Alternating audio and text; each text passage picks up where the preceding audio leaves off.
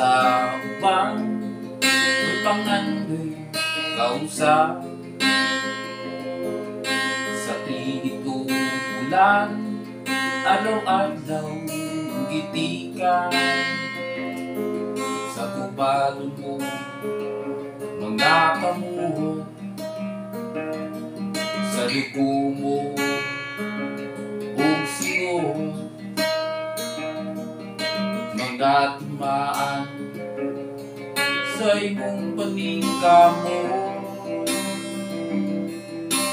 Sama sa uban, may papil kas kalibutan.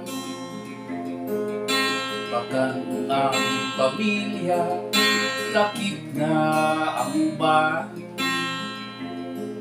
Sa mga probinsya, ug bayan, ug sa mga kanasuran, sa makandiyo ang di kinahanglan. Mag-uuma bayani, mag-uuma haligi, haligi sa nasod, sa atong pagbarong. Mag-uuma hamili, sa masabing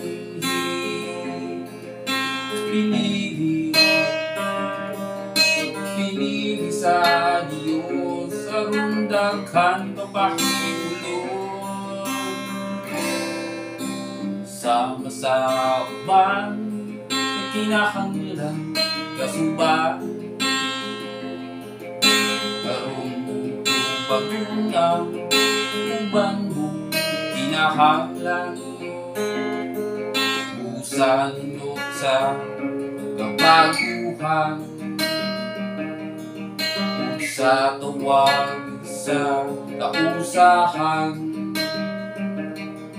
Aruntungan kabudol ang kalambuan. Mag-uuma bayani, mag-uuma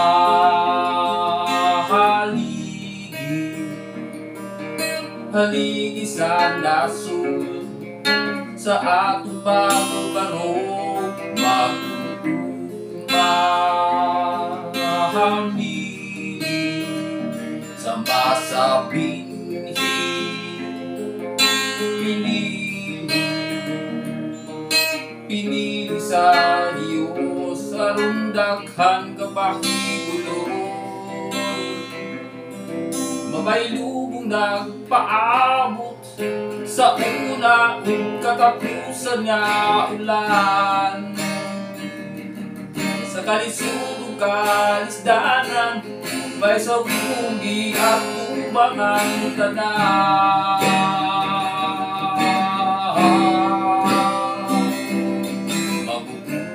Mag-uuma bayani,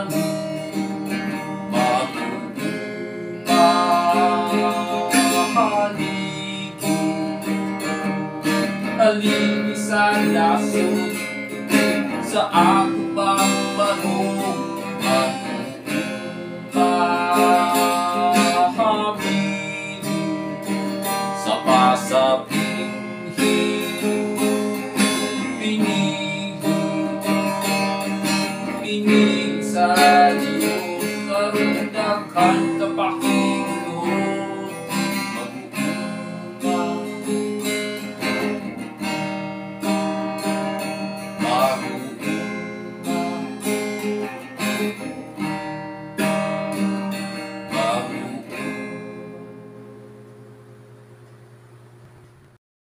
Mag-uuma bayani, the stories, inspiration, and the meaning of the song.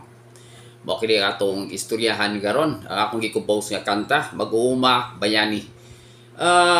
Kini ang central theme niya ni tungod sa inspiration sa mga mag-uuma nga sila ma-empower, nga mo tan-aw sila silang kaugalingon nga sila sama sa uban nga mga tawo nga dunay dignidad ug sama sa uban sila usab gikinahanglan. So let us try to go to the lines of this song and we'll try to explain it to you, no? Unsa gyud naasod sa akong utok niyaning kantaha. And I think kini siya na humanin ako mga 3 years ago. So 2025 man ron, so most probably 2022 na humanin ako siya. Although evolution gyud siya kay dili niingon nga mahuman gyud nato dayon sa usa lang ka setting, pero hinahinay na human gyud nato. Okay? Nya ang inspirasyon niya ni kay ako mag-uuma no, sagikan ko sa pamilya ang kaliwat mga mag-uuma. At the same time, nagpuyo ko libot sa mga mag-uuma. Napuy-an ako, nadungog, nakita ang kinabuhi sa usa ka mag-uuma. Nahibawan ako ang mga issues sulod sa istoryahan sa kinabuhi sa mga mag-uuma. So ang unang linya niya ni ingon nga sama sa uban may pangandoy ka, sab no? Sama sa uban may pangandoy kausap. So sama sa uban ang tanang tao, bisan ang mag-uuma, ikaw ang mag-uuma, doon nasad kay pangandoy.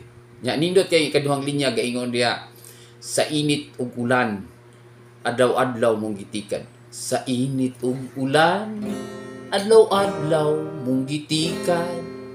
Sa kubalon mong mga kamot, sa dugo mo ug singo, mga timaan sa imong paningkamo. So mo ni kinabuhi sa mag-uuma no. Bisan sa kahimtang nila kada adlaw ilang gibugtaw ang ilang mga pangandoy pinaagi sa ilang profesyon nga nakit-an o napuy-an mao ang pagkamag-uuma nya kini usahay naay pagpaagas og dugo no, mo pangasamad ta diha unya. At the same time ang dili gyud pirmi ang pirmi gyud nga kanang yung singot nga nila pag gulpig yung singuta kay physical ug manual maning trabaho sa mag-uuma labi na nato diri mga mag-uumang Pilipino. So mo na ang una nga linya nya ang timaan di ay sa paningkamot sa mag-uuma no, kanang iyang kubal. Kasagaran sa mga mag-uuma nga atong mahimamat naglamano nato, mailhan nato nga sila makugihon tungod kay baga kayo kasagaran og kubal sa ilang mga kamot.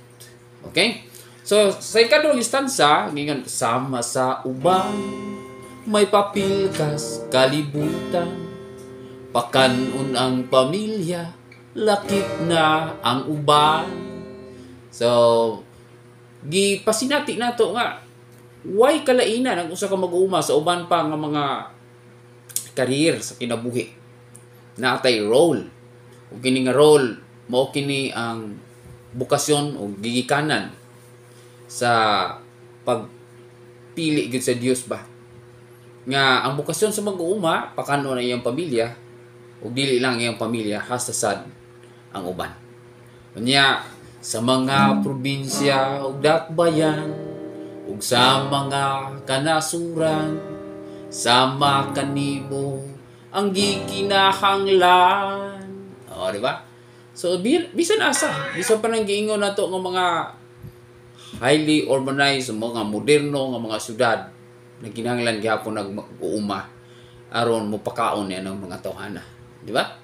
So wa ta magkamino sa uban nga mga propesyon sa kinabuhi, pero ang tanan nga propesyon, tanan nga career sa panarbaho na ikalambigitan ang pagpangumakay. Ang basic nato nga pangilan sa pagkaon gi-provide na sa mag-uuma. Og mao ni bukasyon sa mga mag-uuma sa tibuok kalibutan. Unya arita sa chorus. Mag-uuma bayani, mag-uuma haligi, haligi sa nasod ug sa atong pagbaro. So giatong gi-empower diha, gisulti nato sa mag-uuma aron makahibaw siya unsa siya ka importante. Nga siya sama sa usa ka bayani. Dako kay gamit sa mga kinabuhi sa uban. Gani giilan nato siya nga haligi sa nasod siya sa atong pagbarog. Di ba? Haligi sa nasod sa atong pagbarog, mag-uuma hamili, sama sa binhi pinili, pinili sa Dios aron daghan kapahimulos. So ang mag-uuma sa maong linya hamili.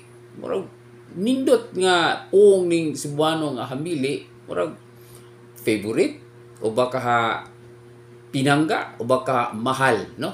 Unya pinili sa Dios adinhi nagsukad ang atong bukasyon mga mag-uuma. Kita gipili sa Dios aron daghan makapahimulos. Meaning to say daghan mapaburan pinaagi sa atong mga kakugi o pag-ugmad diya sa mga umahan nato para sa pagpakaon sa katawhan. O uban pa di lang sa isgutan sa pagkaon, nasa sa pag-provide nato sa mga materials diya sa pag-ugmad nato isip katawhan ug isip nasod. So arita si katulong nga stanza. Importante kay ni para sa ako, no? Kay nagisgot po ni sa akong experience unsay akong kasagaran nga encounter pag-abot sa mga mag-uuma. Ingon pa, sama sa uban nagkinahanglan kas uban aron tubagon ang uban mo kinahanglan. So sama sa uban nagkinahanglan pod ta mga mag-uuma sa uban, no? Kay dili ang tanan pinaagi lang sa atong kakugi o atong pagka-mag-uuma mag-provide, no? Palit ng mga sinina, kinahanglan apoy magtahi o mag-produce og sinina, no? Nya mo ni ang relasyon nato sa uban nga dili ta ubos, di puta ibabaw sa uban, gitawag interdependent, no? Unya nay nindot kayo nga part na busa nunot sa kabag-uhan ug sa tawag sa kausahan aron dungan kabuton ang kalambuan. Mao na siya. Busa nunot sa kabag-uhan. Ngano man kay kasagaran po na ako na-encounter nga mga mag-uuma tradisyonal kaayo. Dili na gustong seminaron, di na ganahan nga trainingon, kay eksakto na ang ilang namauhan so sa taas ng mga katuigan. Pero atong sayran mga mag-uuma na kung mga kaigsunan nga ang kinabuhi nag-irog, nagtika usab sad ang atong mga panginahanglan ug dunay mga bunga sa mga pagtuon kung studies nga kinahanglan atong i-adapt aron mahimo pa tayong epektibo, no? Mao man gud ning mga mag-uuma kasagaran generally pasaylo ako dili ganahan nga tuluan na. Nya dili pod ganahan ang mga mag-uuma kasagaran nga usahon, kanang tukuran og mga asosasyon, mga co-op, lisod kay tukuron bisan sa mga mag-uuma. Kasabot ko na kay ko nahimo kung usa sa mga organizer sa mga mag-uuma. Lisod usahon. Mo na nga ang key, no? Ang yawi nga kita mo lambo isip mag-uuma nga mo adapta sa mga kabaguhan o makighiusa ta uban sa atong mga isig ka mag-uuma aron dungan kabuton ang kalambuan. Di ba? Mo nay kuan na kanang unod ana nga mao nga linya. Tapos dito sa kuda mapailubong nagpaabot sa una o katapusan nga ulan. Mapailubong nagpaabot sa unang katapusan nga ulan. Actually, biblical ba yung pagka-mag-uuma? Gikan na sa suwat ni Santiago, Kapitulo 5, versikulo 7, no? Nga, kanang gitawag o gisanglitanan ang usa ka mag-uuma sa pagpailob sa usa ka tawo nga mag-uuma nagpaabot sa una o katapusan nga ulan, di ba? So mo na ang linya nga naghisgot sa pagkamayuntuson o pagkamapailubon sa mga mag-uuma. O again, kini nga kanta pahinungod ni Yukbo sa tanan nga mag-uuma, labi na ang akong mga igsuong mag-uumang Pilipino. Mabuhi ang mag-uumang Pilipino.